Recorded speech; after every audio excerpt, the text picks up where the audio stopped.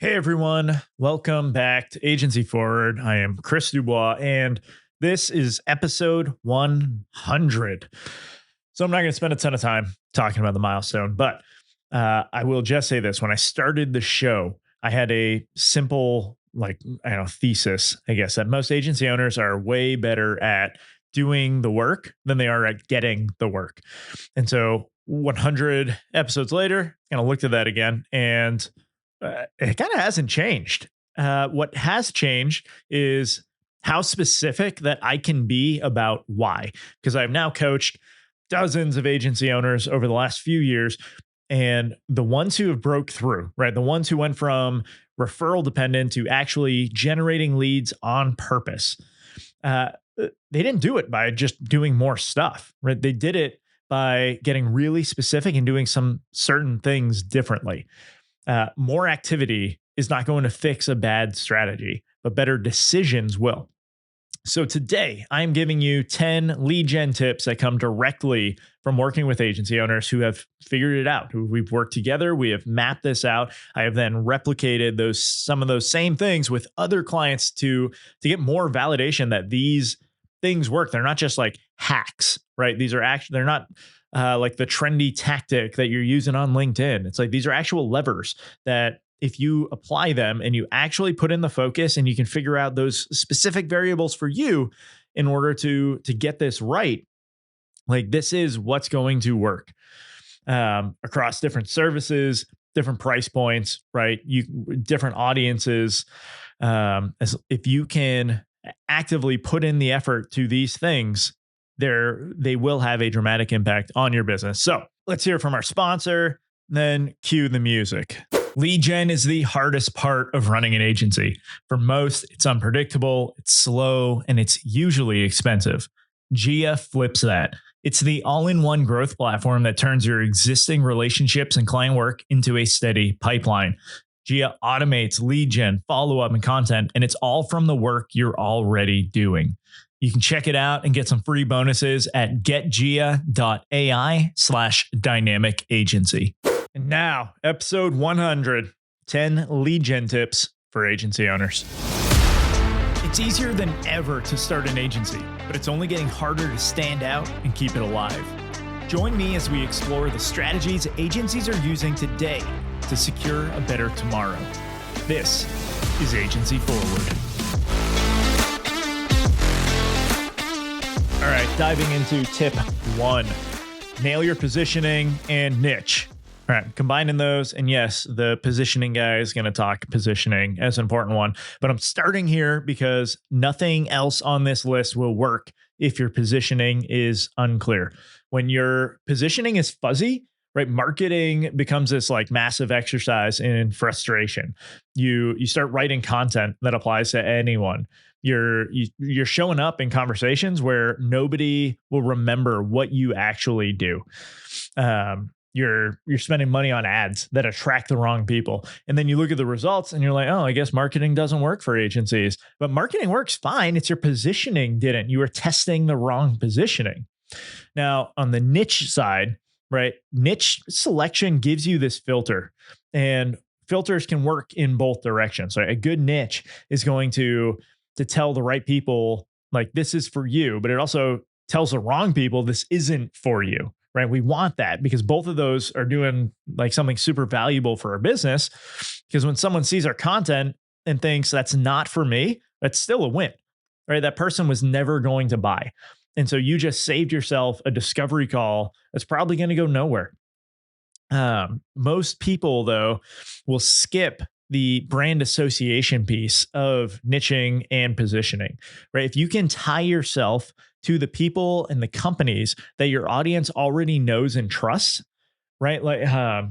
If you serve e-commerce brands, right, and you're seen alongside those specific tools, right, like Shopify and other experts within this space, and of course I'm going to draw blanks as soon as I start trying to pull out this example, but like the communities, right, those thought leaders, you get to borrow their credibility. And that borrowed credibility is going to work faster than anything you could build from scratch with like just content alone.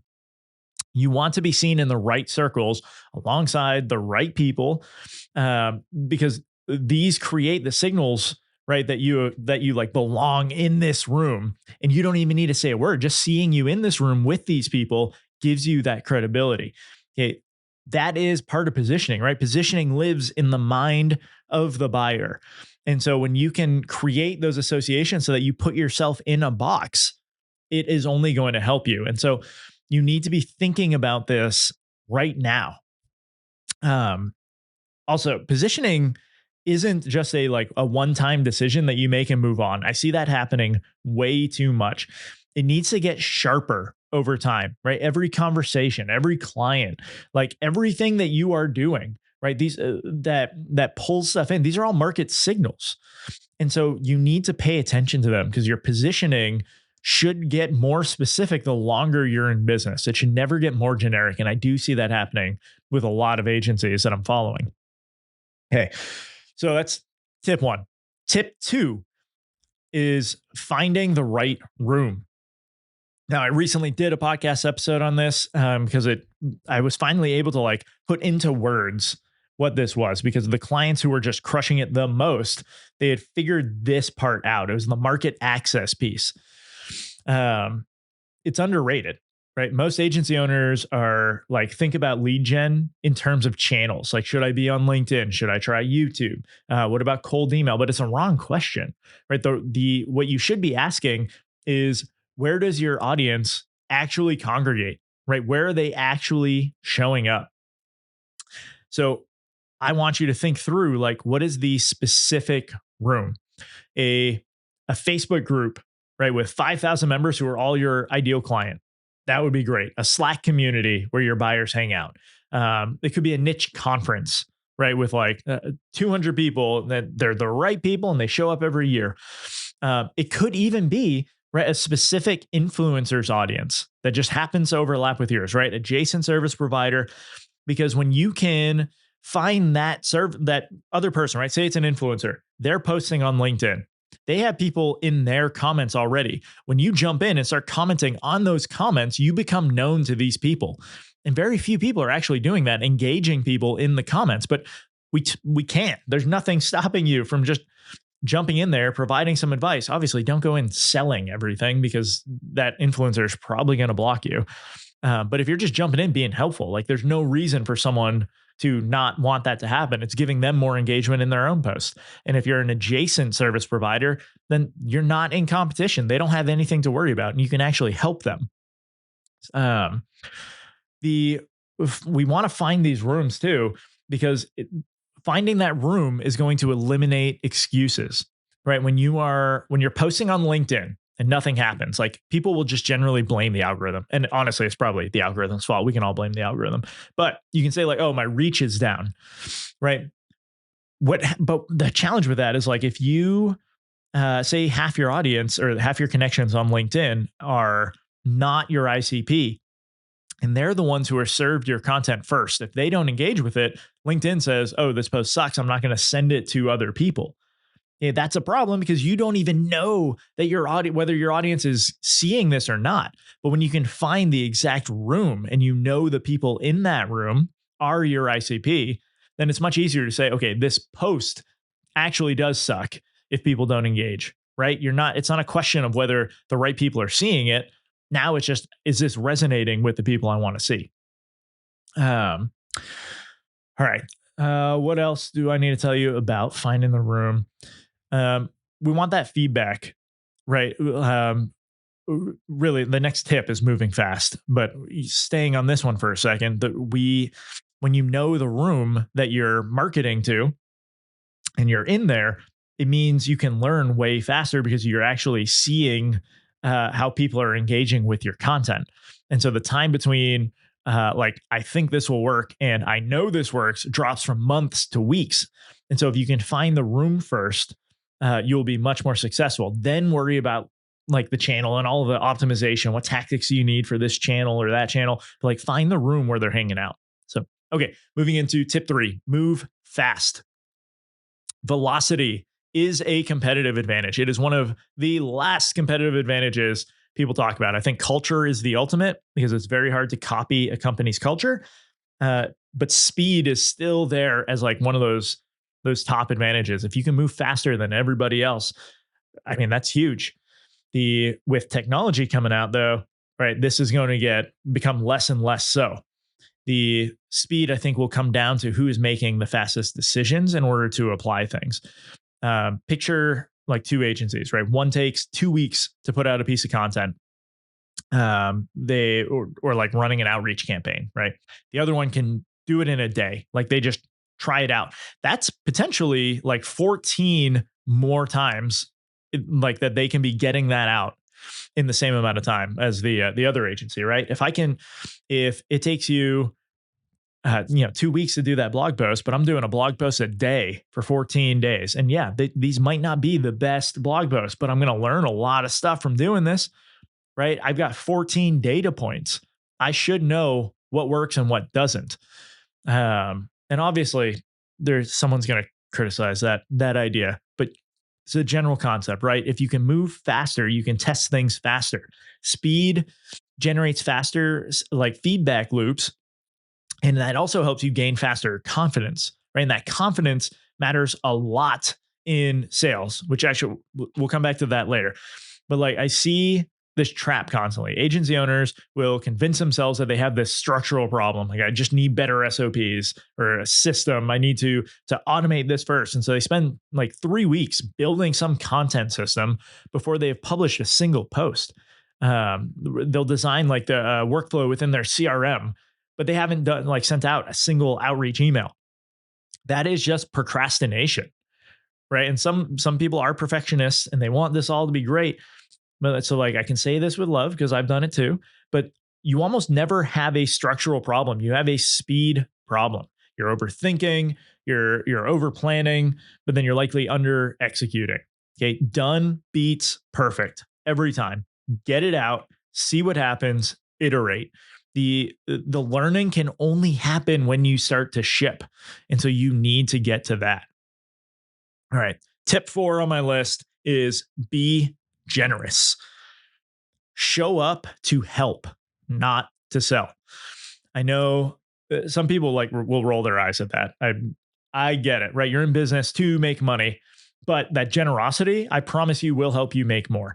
Generosity is one of the highest ROI lead gen strategies that I have ever seen. The agencies that do it naturally are the ones that always seem to have pipeline, right? They answer questions in communities without expecting anything back.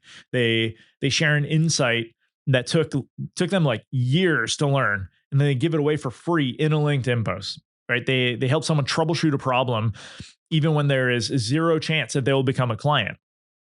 And that's generally because someone could see this, but also that's who they are as people. Like they want to be helpful. When you do this consistently, people will remember you, right? When they're ready to buy or when someone asks them for a recommendation, your name comes up. This also it changes, I don't know, the energy. I'm not a super energy woo-woo guy, but like it does. You show up in conversations curious and helpful instead of like needy and desperate, and people will feel that difference. When you can combine this with speed, right? So more helpful content published faster means you have more opportunities to learn what actually resonates with your audience. You're being generous and you're collecting market data at the same time. That generosity, it comes from abundance, right? When you operate from abundance, like I have plenty of knowledge to share and there's plenty of business to go around, it shows up in how you talk and how you handle objections. Scarcity, like the opposite, will show up too. It's going to be in the opposite direction. Prospects can feel when someone is desperate for a deal, and they can also feel when someone is like insecure, and or vice versa. They can when someone is secure enough to just be helpful. So be generous. I promise you, it works. Now, tip 5. You need to right size your offers. Every touch point you have with a prospect has an offer attached to it. Like it doesn't have to be your core service. The mistake that I see all the time is that someone will discover your agency and like maybe they saw a LinkedIn post, they heard you on a podcast, and then the next step is for them to hop on a call and discuss a $3,000 a month retainer, right? It's a massive leap. They just found out you exist and you're asking for a significant financial commitment. The conversion rate on that is going to be terrible. Right. And then they're going to, like, you're going to conclude that lead gen doesn't work, but lead gen worked fine. It was the offer was just at the wrong stage. I am a huge fan of setting up the offer based on where the prospect is at within the buyer's journey. Right. And so when people talk about this portfolio of offers, it shouldn't be to have a different offer for different problems and all these things. It's like, no, where are you at in this buying process so I can get you the right thing? You match the offer to where the prospect actually is. If they just found you, give them something like low commitment, high value that gets them like to experience how you think, like a free resource, quick assessment, something that gives them a win without like asking them to trust you with their budget necessarily, right? And you could still charge this. It doesn't mean don't charge. It's just don't have this like outsized price point for something that you just need them to get in the door. If they have been following you for a while, watching your content, engaging with your posts, right? You can be more direct. You can invite like a real conversation. But even then, the goal of each offer is to advance the relationship, not close the deal. So when you try to close that deal too early, like you lose people, like who could have eventually bought, but you're going to lose them earlier in this process. Each step, it should be like a small commitment. Like each step builds a little more trust, and then it works up so that the next one is continuously just feeling natural as like the next level. And with these, right, it can be a free offer. Your CTA can just be for them to take action within their own business and report back to you on how something worked. Like, hey, let me give you advice. Go try this out. Tell me what you think. Like that is an offer, right? Because you are doing something for them for free.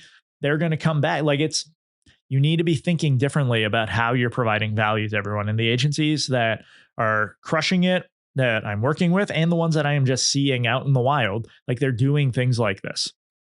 Okay. Tip 6, active versus passive offers.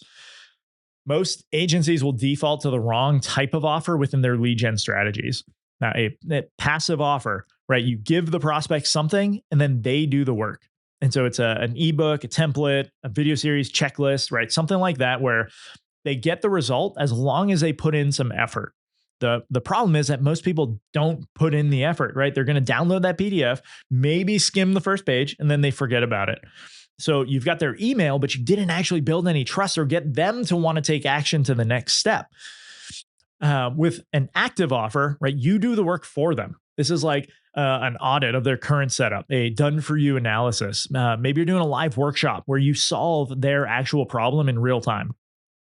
Active offers will almost always convert better because the perceived value is real and it's immediate. Like the prospect doesn't have to do homework, right? They just essentially get value from you. And because they see you putting in the effort, it is perceived as even more valuable. When you put in the effort, like on behalf of the prospect, right? It's going to signal two things. One, that you are confident enough in your skills that you're happy to put them on display, right? And then two, you actually care about helping, not just collecting leads, right? So go back to the generosity piece. Active offers will also like self-select for seriousness. Someone who is willing to sit through a live audit or accept custom analysis is usually further along in their like buying process than someone just downloading a free PDF while they're bored on a Tuesday. It really comes down to though how you market it. You can't just say, hey, I'm doing free audits, who wants one? Because you're going to get a lot of people who will only look for stuff for free. We don't want those. So when you make an active offer, you want it to be done in a way where you control who is accepting it. And so that could be, hey, you can apply for this free asset where we will go in and do this, but then you get to kind of sift out the ones that shouldn't be there. Okay.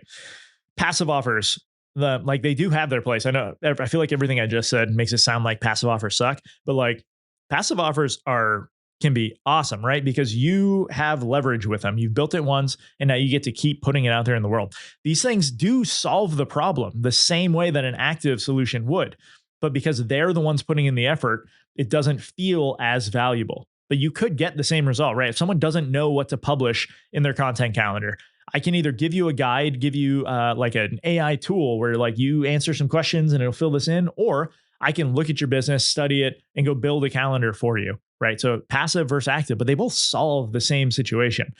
As an agency, we want more of the passive so that our profit margins are better on everything. But if you're struggling to get leads in the door, focusing on an active offer is the best solution to be able to quickly make that happen. Okay. Tip 7, have a snap offer. A snap offer, for those unfamiliar with me talking about this, because I do talk about it quite a bit, this is a low barrier, like fast to say yes offer that gets a transaction started. It's not your flagship service, right? We're not talking a $5,000 retainer. Like, this is a thing that creates that first exchange of value. It's something small enough that saying yes is easy, but valuable enough that the prospect gets like real results from it. I call it a snap offer because it's not just a lead magnet, right? Like, I just want to separate, because there is a system behind this for how we install it in your business that sets up the next logical step as like working with you.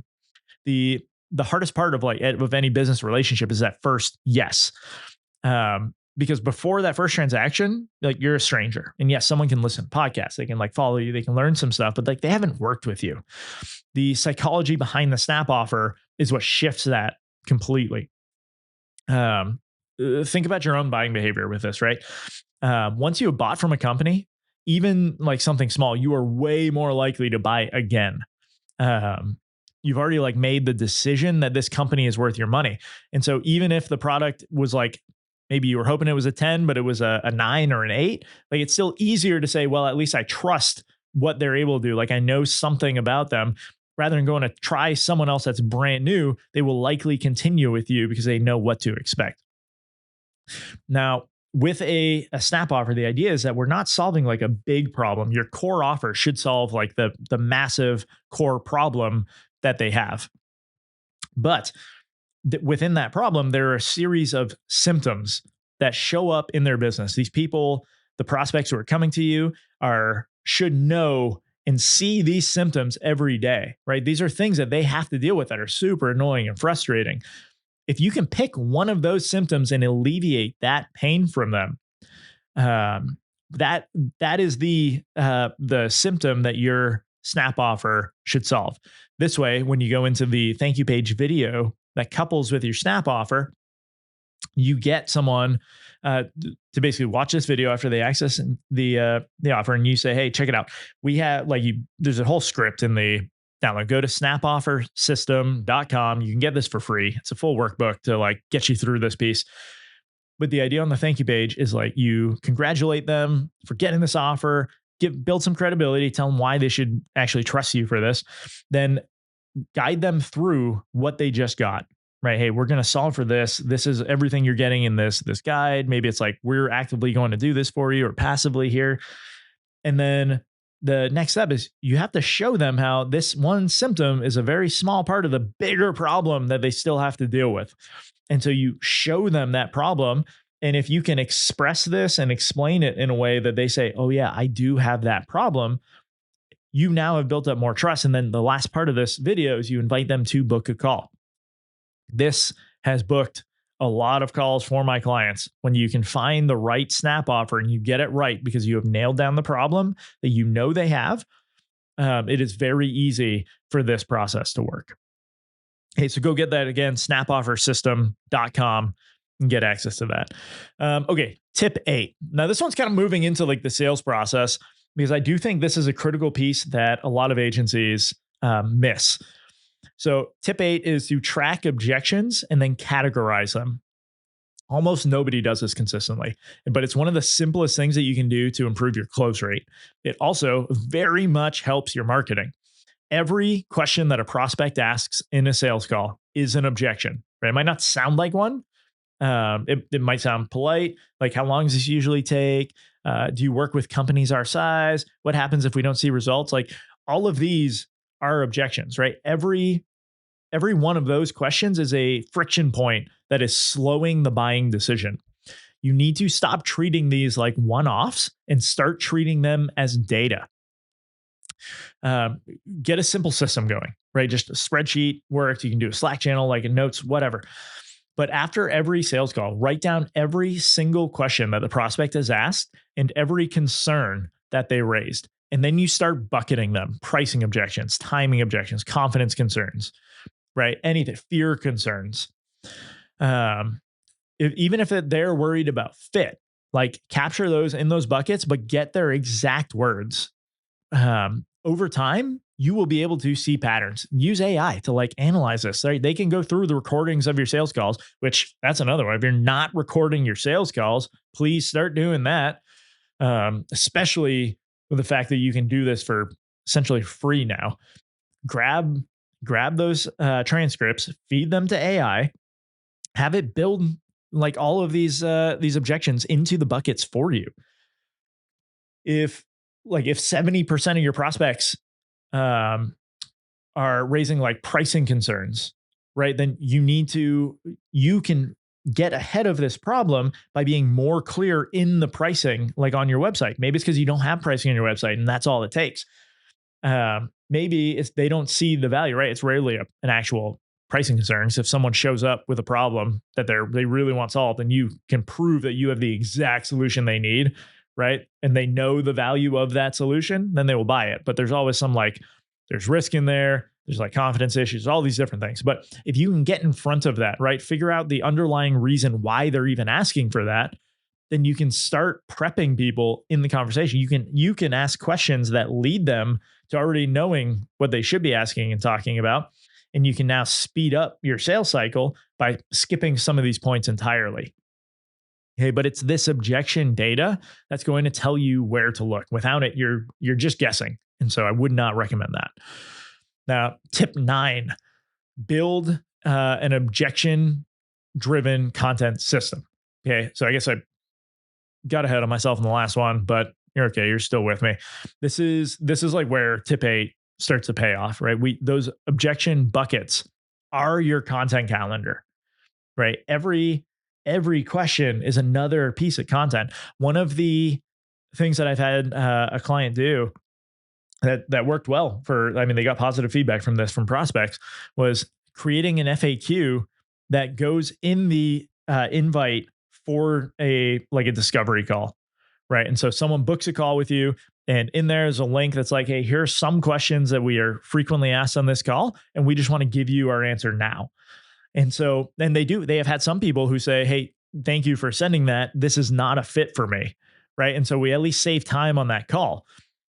But it also gives us a chance to frame up the answers to these questions in the exact way that we want them to hear the answer. And so I'd strongly recommend you consider that if you're getting a lot of objections on calls. With this, right, as you're learning these things, again, like update your pricing page, put FAQs in various spots. One of my concerns about putting FAQs on actual websites is like, if people are having this question, just put the answer in the page. Like, we don't need to have an FAQ section to do it. If people are asking that question frequently, it's because it's not presented elsewhere. And so let's just make it more obvious and everything. But you can also do blog posts, right?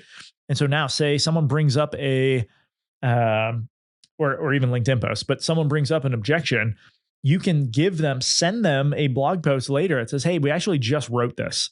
And this might actually help with some of the questions you were asking. Here's something that, could give you the insights that you need. And you can provide all of that to them. Your sales process. And this is one of the reasons why, like with tech and SaaS companies, right, it's so important to get sales and marketing alignment. But with agencies, we often don't even consider this because the founder is the one who's generally running sales, at least with the agencies that I'm working with. They're running sales, and then they're also doing some of the marketing, but they're not connecting the dots on what they need to be talking about more. So start tracking it and then use that to build up your content pipeline. Okay. Tip 10. This one sounds obvious and probably doesn't make sense for lead gen, but I promise it works. You need to have more sales conversations, period. This one connects everything, right? You have 50% of sales comes down to like the transference of confidence and enthusiasm, but confidence doesn't come from preparation. It comes from reps. It comes from perspiration, right? That's a good one. Let's use that line. Confidence doesn't come from preparation, it comes from perspiration. The more sales conversations you have, the stronger your conviction gets in your offer, in your positioning, in your price, right? And conviction is the thing that prospects are actually buying. They want to work with someone who knows exactly what they do, who they do it for, and what results they're going to be able to deliver, right? Any agency owner who lacks confidence in sales, they generally tend to say yes to everything because they worry that the prospect they're going to lose them because they don't have that confidence. If a prospect asks for like a discount, deliver extra deliverables within this, right? The ones agency owners who are less confident are the ones who are going to say yes first. That flexibility feels generous, but you're actually making like the sale hard because when you bend the offer in every conversation, you're diluting what you're selling, right? The prospect will pick up on this inconsistency, even if they can't like articulate that. They're going to leave the call confused about what they're actually getting. And even if they feel like you're throwing some extra stuff in, like it does not leave them with like the best feeling. Real confidence like creates natural boundaries, right? That's not what we do, but here is what we do and why it works.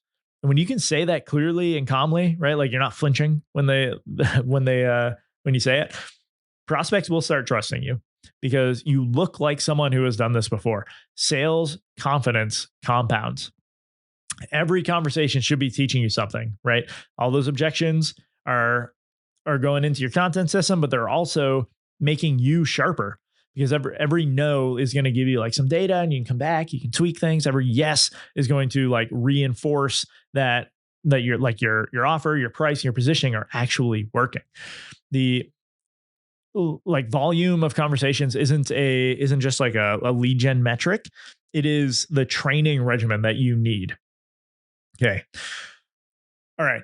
So that was 10. I'll do a quick recap here. All right. 1, nail your positioning in your niche. 2, find the room where your audience actually hangs out.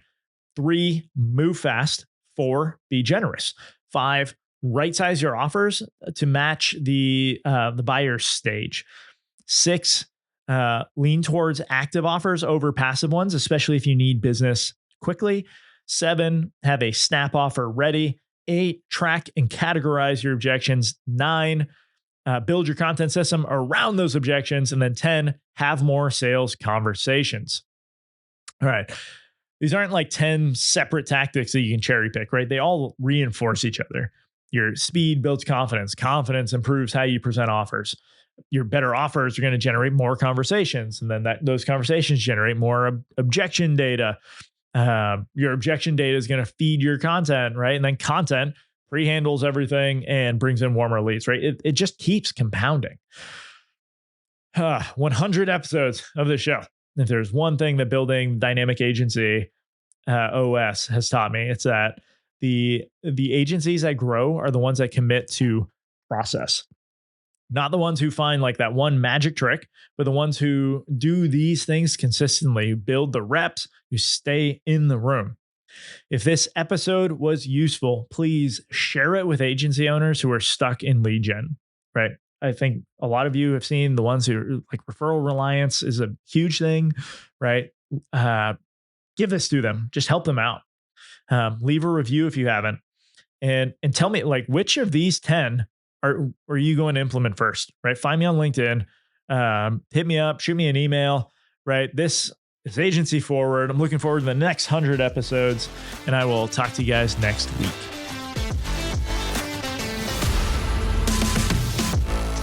That's the show, everyone. You can leave a rating and review, or you can do something that benefits you. Click the link in the show notes to subscribe to Agency Forward on Substack. You'll get weekly content, resources, and links from around the internet to help you drive your agency forward.